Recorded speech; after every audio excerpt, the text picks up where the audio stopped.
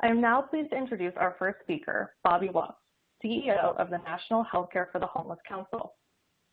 Bobby has more than 25 years of experience implementing homeless health services. His extensive and diverse background gives him a unique perspective on the intersection of homelessness and health and the impact of COVID-19 on this population. We are so grateful he is with us today to share his insights. Bobby? Hello, thank you very much, Caitlin. I am honored to be here and am really honored to be here in front of all of the participants. Thank you for your time, and I am thrilled that we are able to focus on this important topic of looking at the impact of health on people experiencing homelessness, and as you mentioned, that it's bi-directional.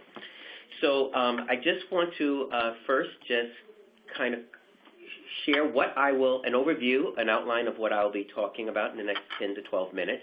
I want to explain who the Council is and the work that we and the Healthcare for the Homeless programs and medical respite programs do, and why it's relevant to you, those who are involved with NIHCM. I also want to give a very brief overview of homelessness and healthcare, and just want to focus on one of the innovation foci of medical respite care, also known as recuperative care in California and a few other states. And then want to talk about the response to and lessons from the COVID pandemic as it affects those people who are experiencing homelessness and those who are providing services to them. So first, just to talk a little bit about who the National Healthcare for the Homeless Council is and why we exist. And we have a brand new mission statement as a result of a strategic planning process. And just want to read that to you because it's so important, and hopefully it describes who we are, what we do, and why we are doing it. And it reads, grounded in human rights and social justice, the National Healthcare for the Homeless Council mission is to build a high-quality, equitable healthcare system through training, research, and advocacy in the movement to end homelessness. And just a few parts there, we really are focused on equity as well as quality. In fact, our last conference, which unfortunately had to be canceled, as many were, but we're going to keep the theme for next year, is that equality equals quality plus equity. Equity plus quality. You can't have real quality health care if equity is not at the center of what you do. And secondly, a big part is that we are committed to working to end homelessness. And we know that is through direct services, but also it is very important that we do that through systemic changes, policy changes at the federal and local levels. So just a word about who we are. We are a network of healthcare for the homeless programs, and I'll talk a little bit more about that, but we also have our network of individuals. And we have three main network constituent bodies. We have about 2,000 clinicians in our clinicians network. These are people working in clinics, working in programs with hands-on clinical care that they deliver to people experiencing homelessness. I'll point out I'm using the phrase people experiencing homelessness instead of homeless people throughout because we really want to emphasize that homelessness does not define a whole person's existence, does not define who they are. It is an experience that hopefully will be short-term and hopefully will end, but it is an experience versus an innate characteristic of the person. We have 1,500 members in our consumer, what we call our National Consumer Advisory Board. Consumers are those that are patients in our programs, and we really understand if we are going to get better at anything that we do, that we have to listen to those that we are serving. We have to listen to our customers. That's the first rule of business, and unfortunately, healthcare does a fairly poor job of that, as does most homeless services. And we want to make sure that we are listening to those that we are serving, and also to help our program, our members of our organization, our members, also make sure that they have the systems and processes in place to listen to those with the lived experience of homelessness. And finally, we have about over 1,500 members of our respite care providers network. And again, these are people on the front line working in medical respite programs, and I'll share a little bit about that in a minute. So there are 300 healthcare for the homeless programs across the country. There is at least one in every state. And what these are federally qualified health centers. There are about 1,400 federally qualified health centers, and 300 of them have a program specifically to make sure they know how and with a focus on delivering care to people experiencing homelessness. Their section under the Federal Health Center program is called Section 330H, or also just known as HCH, or Healthcare for the Homeless programs. Mentioned in 2018, over 1 million people experiencing homelessness were seen in these programs. And I mentioned that 250,000 were seen in California. In many ways, California is the epicenter of much of homelessness in the country, and certainly of unsheltered homelessness. And like all federally qualified health programs, health centers, they meet all of the conditions, all of the requirements, providing primary care, mental health services, dental services, outreach, prevention.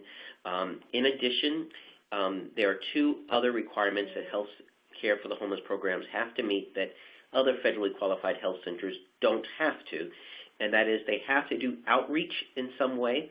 It's realized that people experiencing homelessness have been estranged from the large stream main health system, so we need to go an extra step of outreach in some way to reach out to them. And they have to provide or have an extremely strong linkage to mental health services and substance abuse services, or substance use disorder services, together known as behavioral health. So I'll just say a few words, and you'll have the slides, so I won't read all of this, but the integrated health has been a part and parcel of the healthcare for the homeless movement for 35 years. From the very beginning, we said we have to treat the whole person. We have to treat social determinants of health. We have to integrate behavioral health and primary care, and we have to use trauma-informed care and harm reduction practices. So we've been doing that sometimes even before those were the terms that have come into use, but the principles and the practices were there. And in some ways, I like to say that the larger health system is catching up to the healthcare for the homeless movement. Just one picture of how focused we are in integrated behavioral health. The last stat there is that 4% of FQHC patients are found in the 300 healthcare for the homeless programs, but those 300 programs deliver 38% of all medication-assisted treatment services, which is really important for addressing the opioid epidemic, which has not abated in the time of COVID. Caitlin already addressed the interrelationship between homelessness and health, and I just want to emphasize that for every health condition, it is found at elevated prevalence rates among people experiencing homelessness compared to the housed population. We see the poor health and the lack of access to health care and the difficulty of treating someone when they don't have a home in this statistic, that on average people without homes, especially those on the street, die at an average age of 50 compared to an average age of around 80 in the general population in the U.S. So 30 years of life is lost, largely as a result of not having safe and stable housing, one of the most important social determinants of health.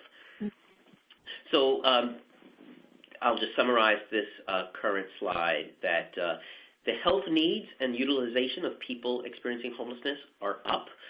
They use emergency rooms, hospitalization, or hospital stays, use EMT calls, unfortunately engaged with the police, get sent to jail at higher rates. Their social needs are higher. But failure to meet those needs leads to barriers to healthcare access. So what we have to do as in the Healthcare for the Homeless program, and what we have to do as a healthcare system and as a society, if we are going to promote equity, is to make sure that we remove the barriers so that people can get care. There's a phrase we use in healthcare or in social services that some clients are service resistant.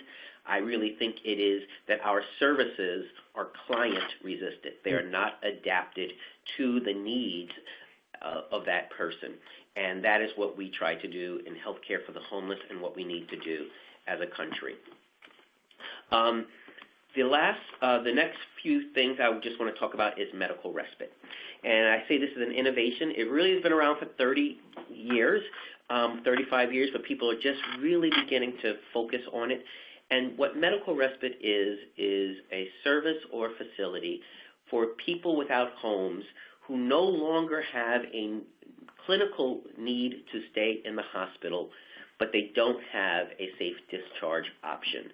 They are not, and without this discharge, without medical respite, they end up being discharged back to a shelter that's not really equipped to handle them, to a friend's couch, or sometimes even to the street, with the predicted outcome that their health deteriorates. They end up back in the emergency room, back in the hospitalization, at huge cost to them personally in terms of poor health, but also at a huge cost to the healthcare system.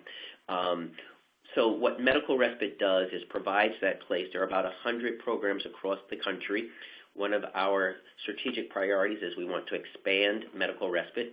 And there have been some studies, and the citations are in the slides, but just showing that they reduce hospital stays, they reduce the cost, they also reduce the rate of readmission, and they also reduce the ED visits. When medical respite works best, it is a gateway to permanent housing, usually permanent supportive housing, but it always will make sure someone is linked in with case management so that their medical needs are met and they are linked to primary care and can break the cycle of poor health and high cost, which helps no one, doesn't help the healthcare system, doesn't help the shelter system, it doesn't help anyone. So Caitlin mentioned that people who are experiencing homelessness are at increased risk from COVID. Part of that is because they are generally in either congregate settings or they are not able to practice social distancing. And fortunately, the council was involved with both giving guidance or giving advice to CDC and HUD, some of which they incorporated into their guidances to states and cities on ways to protect people experiencing homelessness and also to reduce transmissions, both in congregate setting and in unsheltered settings, such as those living on the streets, those living in encampments. What every community had to determine was how would they provide isolation and quarantine for people without homes. And what many of them did set up was alternative care sites, sometimes renting hotel rooms, sometimes setting up part of a convention center that they turned into a healthcare facility. What really that was, we realized that really is medical respite, or meeting the needs of the goal of medical respite, to meet the healthcare needs of people without homes. So that has really increased the attention on medical respite, and we're thrilled about that.